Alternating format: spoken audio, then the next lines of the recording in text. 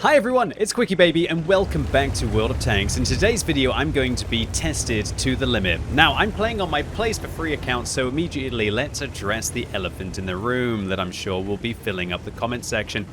QuickyBaby, how do you have an LT432 on your free-to-play account? This is an account I started in 2018 where I don't spend any money on it, so those two statements kind of are in conflict, right?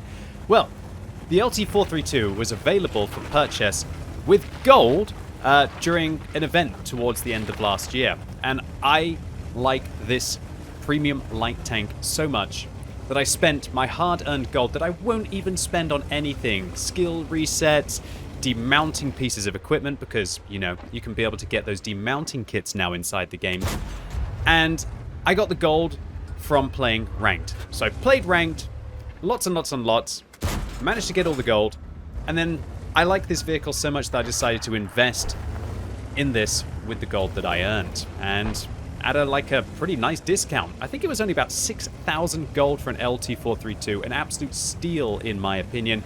But again, those kind of offers only come up during Wargaming's events. Like usually they have an advent calendar, sometimes they do some kind of a 10 days of summer kind of event. And you can actually manage to pick up some pretty good steals in that. So for all of you free-to-play players out there who are maybe saving your gold either by participating in events or maybe even the free-to-play players who manage to go into ranked, definitely keep an eye out for vehicles like this. I think Wargaming even sold a TS5 once for gold inside game, which would have also been an absolute awesome deal for anyone who otherwise doesn't have the real-life currency to be able to spend on it. So, the LT432, Tier 8 Soviet Premium Light Tank, and it's absolutely voracious because it has incredible damage per minute. I'm setting the vehicle up today with coated optics, a gun rammer, and vents, and that will further amplify the combat capacity of this tank.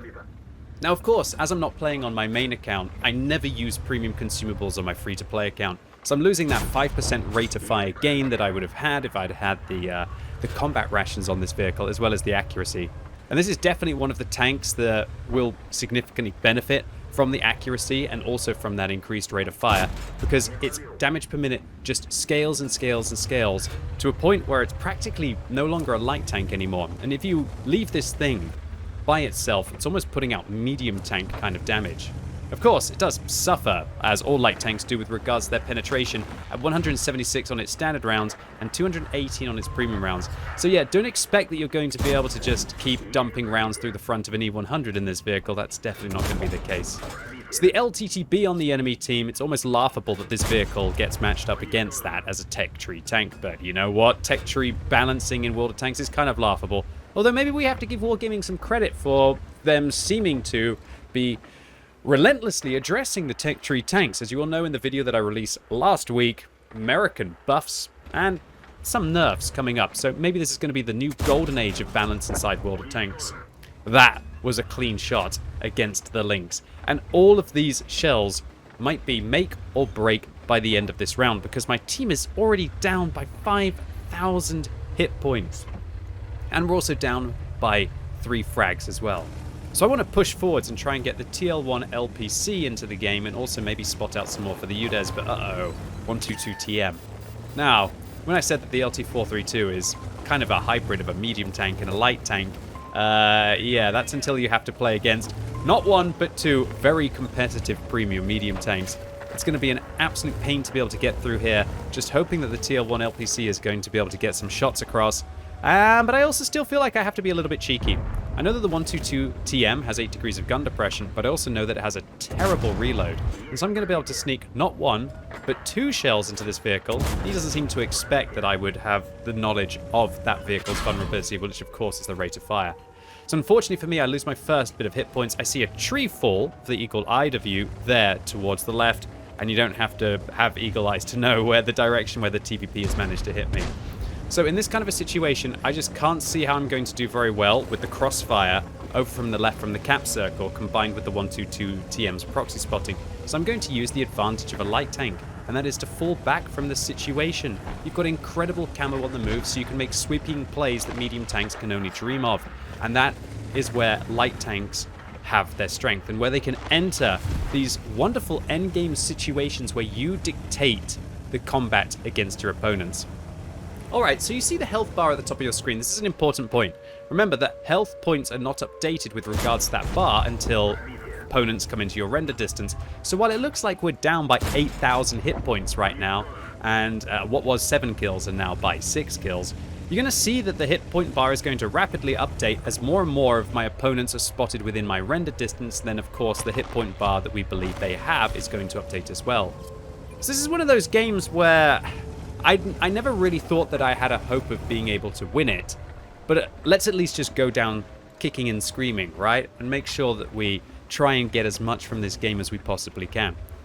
Luckily, it's an encounter, so even though they've got 3 people inside the cap circle, I've still got 40 seconds to work. And my priority right now is to use intuition to switch out to a gold round so I can be able to contest this 122 TM. Because if I'm going to want to get through what I thought was 10,000 hit points on the enemy team, I might need all of those rounds, and I might as well fire the gold now if it's going to give me an advantage. And this is where the LT-432, I just blocked 730 damage off the side. It's where this frontal armor is crazy. I was blocking 260 penetration from the TVP there, blocking a gold round from the CDC, and I definitely got lucky because I didn't anticipate the TL1 LPC was going to advance, or should I say the M48 Rampanzer was going to be on the side. And so when I'm firing, I was too close to the bushes behind me. So this UDES is going to provide a great distraction for me, now leaving me in a 1 versus... Is that a 1 versus 8 situation? Ugh, this could be ugly. Well, let's get it on anyway. 122 TM, firstly finished off. Now I've got 15 seconds to be able to make the interrupt. Otherwise, I would have loved to have gone for the WZ-121. Luckily, the coated optics and vents combo is going to allow me to spot. And with 6, 5, 4, 3, and a reset. There we go, 39 base defense points. Thinking about shooting at the Patriot there on the move. Maybe I shouldn't have fired that second shell, as it actually means that I get spotted. Okay, Tiger 2. Reload to the gold rounds here. Hopefully feather through the lower plate. Nice. Now there are only 5 opponents left on the enemy team because for somehow the ISM on the enemy team just overturned their vehicle. So once again, 18 seconds left to interrupt the cap. I interrupted the Patriot, but I haven't interrupted the CDC yet. There we go again, 72 base defense points. Beautiful. So what I'm hoping now is that my opponents think that I'm going to be sitting in this location still, but what I'm actually wanting to do is to get out of there as quickly as I can. I need to reset the range of the engagement. So far, 14 players on QuickyBaby's team, 3 kills. QuickyBaby, 6 kills. I'm obviously running out of fingers. We're up to 4,500 combined, which is a great round for an LT-432, especially when we're being under such pressure. I'm showing you, hopefully, about controlling the engagement in a light tank, focusing on what needs to be done, i.e. balancing your securing of your kills, also with focusing on making sure that you're trying to win the game or give yourself enough time to be able to remove your opponents, i.e. through resetting the cap. With 33 seconds left, I've hopefully given my opponents the runaround, and I'm hoping they've gone east. Unfortunately, it's a disaster, and the Patriot manages to spot me in an awkward position where I thought that I would have the bushes. Luckily, the second shell goes in, but finally they manage to enter my turret, and I'm going to be able to pull off the kill on the Patriot there, and I'm going to turn and hopefully try and get away from the fire. Unfortunately, the TVP's come across towards the side, so I'm actually going to turn and I'm going to be able to go off after him. I dodge the first shell, and... absolute heartbreak here. The WZ had also chased me, and what must have been right at the end of the time that we were spotted, we got caught out. Even though we managed to vanquish half of the enemy team, my adrenaline was completely flowing, and we don't get to continue and at least test our might against the remaining enemy forces. These are the kind of games that only happen 1 in 100 or 1 in 1,000 times, where they're close enough and you're in a fortunate enough situation where you're actually able to possibly make the difference. And while you're still going to have to win coin flip after coin flip after coin flip, all of those penetration rolls and accuracy rolls and damage rolls in World of Tanks, these situations are so tantalizing for an experienced player because you know you're on the cusp of greatness. What's also very important in these situations is that you go back and critique your plays and see if there are any mistakes that you made. And undoubtedly, I had poor map awareness when the M48 Rampanzer was behind me. I got very lucky that I ricocheted so many shells from it. But again, that's one of the strengths of the LT-432. And the other thing that I didn't like was being under pressure and firing on the move at the CDC. that got me spotted, which prevented me maybe from resetting the cap cleanly and then my opponents not knowing where I was going afterwards. But when you're in one of those kind of 1 versus 7, 1 versus 6 situations, if there are so many pitfalls and so many decisions to make, it's just about being in those scenarios time and time and time again, so you learn to micromanage your decisions and try to take into account as much as you can. But also, one thing that I see a lot of players do is being afraid to commit the situation. When you're pushed to the max, when you're stretched to the limits, you've got to just go for it. So don't be afraid. Take the fight to the enemy team, and maybe you'll win one more coin flip than I did in this game. Nevertheless, as we get a Top Gun, we also get a Defender medal. This was an ace tanker for the LT-432. You know you've had a good game when you get more experience than 11 of the enemy team even in your loss. And remember, the game also factors in courageous resistance, and so this would have been a 1,412 base experience game. And we make a nice meaty profit, even without a premium account, as, well, we did fire a good chunk of gold rounds. They weren't so liberal that they would eat into those profits.